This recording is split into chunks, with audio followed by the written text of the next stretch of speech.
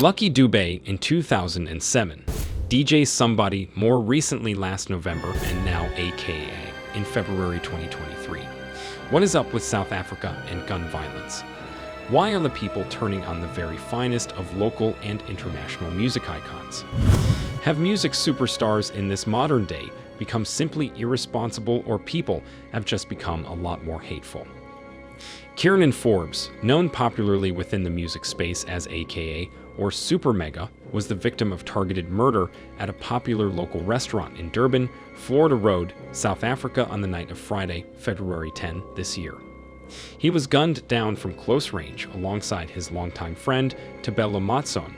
CCTV footage showed a man wearing white sweater and hat crossing the road and walking towards AKA and his crew just outside Wish Restaurant at around 10 p.m. that night. Once close enough, this unknown gunman fired 2 shots to AK's head, killing him in the instant and then vanished into thin air. Well, extremely disappointing as it is to accept that given AK's popular social status, Durban police force has still not found any significant breakthrough in the case.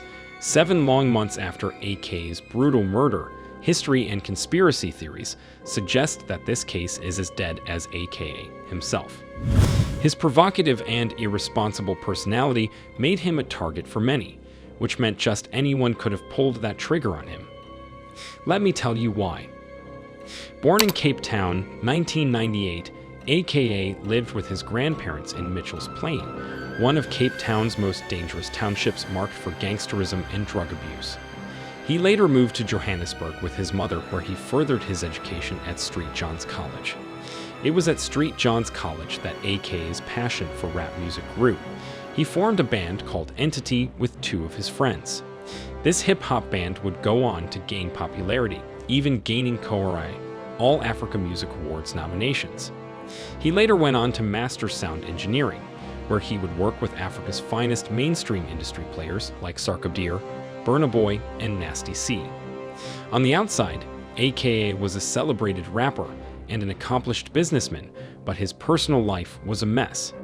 It is as if he never really outgrew his early-age gangsterism tendencies, which he had picked from Mitchell's Plain. He was so full of himself and, dare I say, careless most days. I'm talking about a man who turned a simple football argument into a xenophobic one on social media. The year is 2019 and Nigeria had just knocked South Africa out of the Africa Cup of Nations. Taking to X, formerly Twitter, to express his heartbreak over the game in a series of tweets, AKA berated that until when were South Africa going to continue losing to Nigeria on all fronts. To provide a bit of context, also around that time, Nigerians in South Africa were facing xenophobic attacks. AKA received quite the backlash over those hateful tweets, and Burna Boy called him retarded over that, and even threatened to beat him up.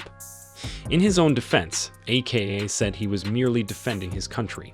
Perhaps he was just being patriotic, but is there any real value in patriotism as against sensitive global issues like xenophobia and genocide? Come on, but this public spat was just a tip of the iceberg. AKA's short, lived life was unbelievably chaotic. He was inflamed in never-ending controversies. The height of it all was the shocking death of his 22-year-old fiancée, Anel Tembi, in 2021. AKA's personal life has not been scrutinized as much as it has in the past 5 years. As you may be aware, failed relationships amongst celebrities and global superstars invite mad controversies and unusual attention like the trash invites flies. And AKA was not thoroughly clean in such matters. He had a baby mama with an industry colleague, DJ Zinel, and what is baby mama without drama? But DJ Zinel, with whom he had a 7-year-old daughter, was the least of AK's problems before his demise. Well over 2 years ago, AKA's 22-year-old fiancée at the time, Anel Tembi, fell from the 10th floor of a Cape Town hotel in a suspected case of suicide. But Anel's father categorically denied her daughter ever being suicidal. And he had a point. For a girl who grew up in a family filthy rich in both influence and affluence, her immediate problems could not have been as tenacious as the ordinary girl her age, to the point of taking her own life. But realistically speaking, relationship crises destabilize the mental faculties of young adults more than any other known social phenomenon, and you know what is worse in Enel's case. She was going out with a star. For this reason, Enel's family, as well as well-wishers, resent AKA for the death of their beloved, and they do have a case. AKA, on the other hand, has, since Enel's death, had a hard time proving his innocence.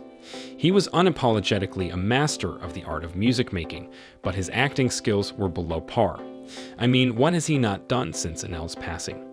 From issuing public apologies explaining his side of the story, to releasing a tribute song titled Tears Run Dry in Enel's honor.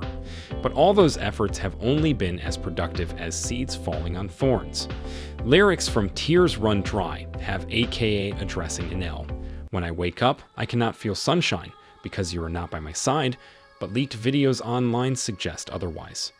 He was a violent partner, and this is perfectly summed up in one of their quarrels where AKA is seen breaking down doors. Of course, despite all this, as expected, his die-hard fans continue to cheer him on, attend his shows, and stream his songs. But in the eyes of the public, he continued to lose every ounce of sympathy.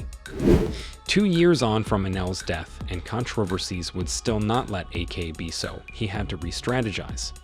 He wanted to mend his already battered reputation. He now went about proclaiming how much Enel's death had changed him for the better. Sometimes I crave dishing out humble pie like I used to, rubbing people's faces in it. Being a better person is challenging. This is a quote from one of AK's media tours to clean his stained reputation. He even implored fellow industry colleagues to back him up, South African recording artist and award-winning DJ Askeeto being one of his faithfuls. But like a man with a spoiled ego, AK's words did not mean much as his deeds told a different story. He was still that boastful, provocative, and an insensitive fella. You see, beefing amongst artists is a common hip-hop culture, but AKA took beefing to another level. Few months before his demise, AKA had a show where Casper Nyovest, another South African mainstream artist AKA had been beefing for the past decade, turned up to support him. But to everyone's surprise, AKA took to the stage to perform the diss song titled Composure, which he had recorded for Casper in what he called the classic AKA style. Casper watched on in dismay from just a few miles away. But what more did anyone expect from a man who thrived on controversies like an anemic patient craving for blood tonic? Even a few days before his demise, as part of promotions for his forthcoming album titled Mass Country, AKA took to social media to proclaim himself as South Africa's greatest ever producer. He enjoyed stirring people up, but it was only a matter of time till the cup got full. The hip-hop culture is basically for only the hardcores in the game, but perhaps AKA took his hardcore-ness too far. You see, he was murdered in Durban. Durban happens to be the hometown of his late fiancée, Enel Tembi, a place where the people resent AKA so much, a place where the Tembi family have almost ultimate control of. Prior to his trip to Durban, AKA had received a series of stern warnings to reconsider that trip. The people of Durban were still not over Enel's death. AKA was warned not to go there, but guess what? AKA did AKA. He decided that enemy's territory was just the perfect place for his 35th birthday celebrations. You know what is incredible? AK even shared his live location on social media to prove that, yeah, he was the man. Just how careless can you be? South Africa, for a country whose crime and gun violence rates ranks up there with the wildest in the world, AKA definitely should have known better. So, you know what happened next? Few moments after sharing his location that he was at the Wish restaurant, making his next trip to UOG nightclub where he had been booked to perform, hitmen just drove by to gun him down. End of story. It has been nearly 8 months since AKA was murdered on that Black Letter Friday night. Given his pedigree as a celebrated national icon, some even called for AKA to be given a state's burial. However, AKA was laid to rest in a private ceremony by his family at Heroes Acre, West Park Cemetery, Johannesburg on Saturday, February 18, just 8 days after death. The astonishing thing in all this is, Durban police have still not reported any breakthrough in the case yet with regards to who the gunmen were, despite police urging the public to come forward with any valuable information to aid investigations. But real insiders know that the gunmen may never be found at all. This has prompted people into asking this one question, that for AKA, an internationally recognized star with BET and MTV Award nominations, a renowned artist with multiple hit songs, features, and accreditations to his name, to have bowed out of this world the way he did, does that make the case of yet another life lost to uncontrollable gun violence, or this is just another talent wasted out of sheer irresponsibility?